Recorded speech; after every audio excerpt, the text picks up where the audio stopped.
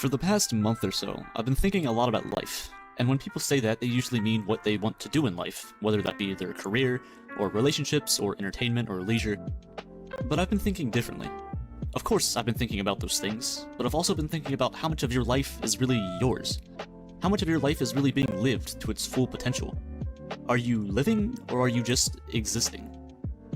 On average, you're gonna get about 79 years on this big rock called Earth. If you live in Monaco, it's closer to 90. If you live in Chad, you'll be lucky to get 50. Regardless, we don't get 79 years of freedom. We have responsibilities and things that we can't ignore. Most importantly, our bodies. Assuming you sleep 8 hours a night on average, about a third of your life, or 26 years, is going to be spent sleeping. So right away, we're down from 79 to 53. But it doesn't stop there. Chances are if you're watching this video, you're going to or have gone to school. In the United States, you'll go for at least 12 years. 8 hours a day, 5 days a week, for 36 weeks a year. This amounts to 17,280 hours spent just inside the school building. But wait, we also have to factor in homework and out-of-school activities, among other things. So, this is more like 22,000 to 25,000 hours, or about 3 years of your life.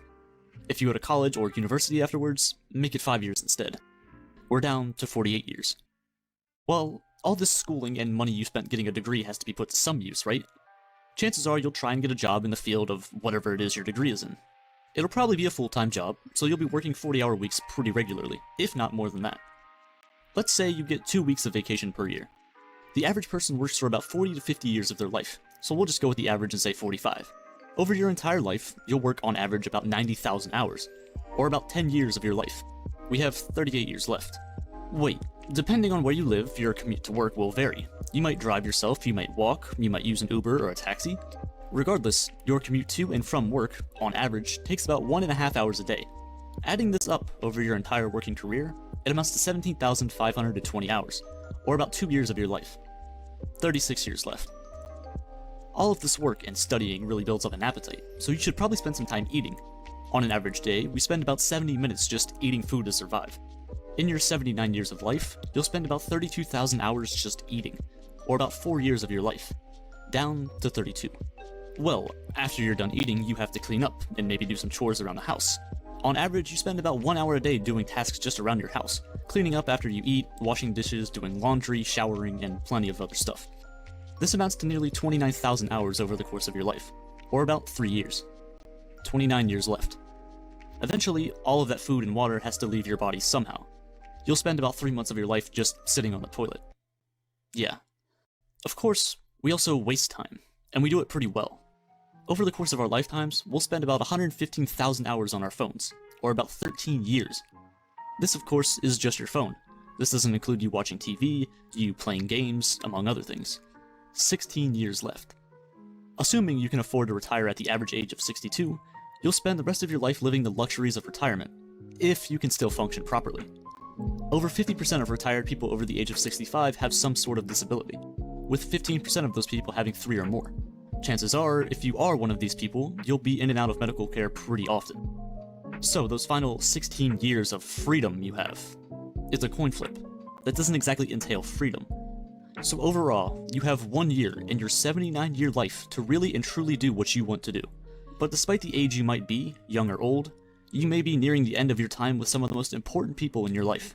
For example, while you're young and in school from the ages of 1 to 18, you'll most likely be spending nearly every day in the presence of your parents. After you finish your schooling, assuming your parents are in their mid-40s, we'll say they have about 30 years left in their life. The real world starts to set in. Your job, your possible relationships, your important things to do in life take priority.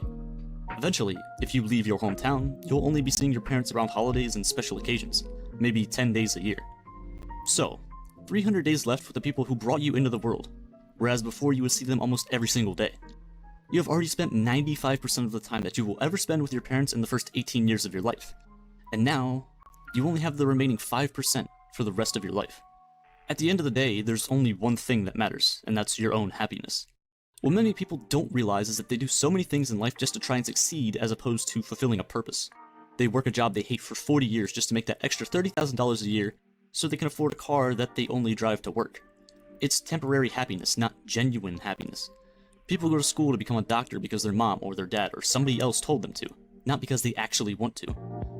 I really hope that every single person watching this video gets insanely rich and famous so that they can finally realize that this isn't the point of life. The point is to be happy with what you're doing while you're doing it.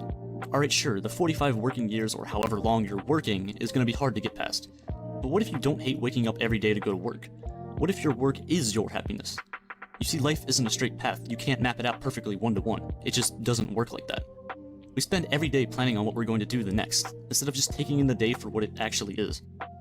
Sure, we have to eat, duh, but what if we spend that time eating with friends or family, or just people who make your life better?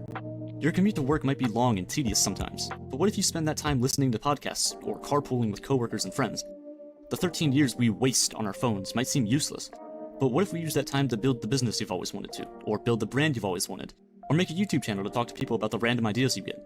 You'll bring so much value to people that you never even thought was possible. Let's say you take care of yourself and regularly work out and eat decently well. Your chances of being healthy later in life is much more likely, and you'll have much more free time to master the things that you really want, whether that be a skill or just relationships with others. No matter what you or I or any person on this planet does, time doesn't stop for anyone. Time is the one thing you cannot get back. If you lose a lot of money, it's fine. You can get more. If your friend decides to turn their back on you, it's fine. There's millions of people out there in the same situation. But time, you can't get it back.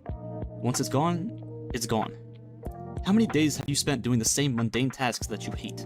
And more importantly, when is it going to end? Life is about choices. Every choice you've ever made has led you to this exact moment watching this video. And given that you only have one life, at least in this universe, why not make your own decisions? So many people live life predicated on somebody else's opinion, which is dumb. People have so many barriers in life, but they aren't really about money, they aren't about time, they aren't about how you look, it's about opinions. Other people's opinions. Probably about 90% of people are unhappy because they value someone else's opinion more than their own. When you're old and unable to do the things that you could have when you're younger, you'll regret. And regret hurts more than any breakup, failure, or anything else ever could. Life doesn't have to suck, you don't have to regret everything. That FOMO, or fear of missing out, is a poison. Instead of living trying to mimic people you see on Instagram or YouTube or social media, just live based on your own terms. Instead of just observing and living passively, really start to think about what you do with your time. Does that mean call your boss and tell him you quit? No. Does that mean drop out of school tomorrow? No.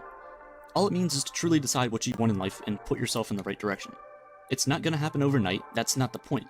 There would be no journey then. As cliche as it sounds, your 79-year journey here is very short. Sure, it's technically the longest thing you'll ever do. But the universe is 13.8 billion years old. If the universe's history was condensed down into 24 hours, the world as we know it, with cars and airplanes and civilization as we know it, would only come into existence in the very last second. Block out any and all negativity in your life. And once you can truly realize that the only opinion that matters is your own, life can get pretty clear. And the noises inside your head get pretty quiet.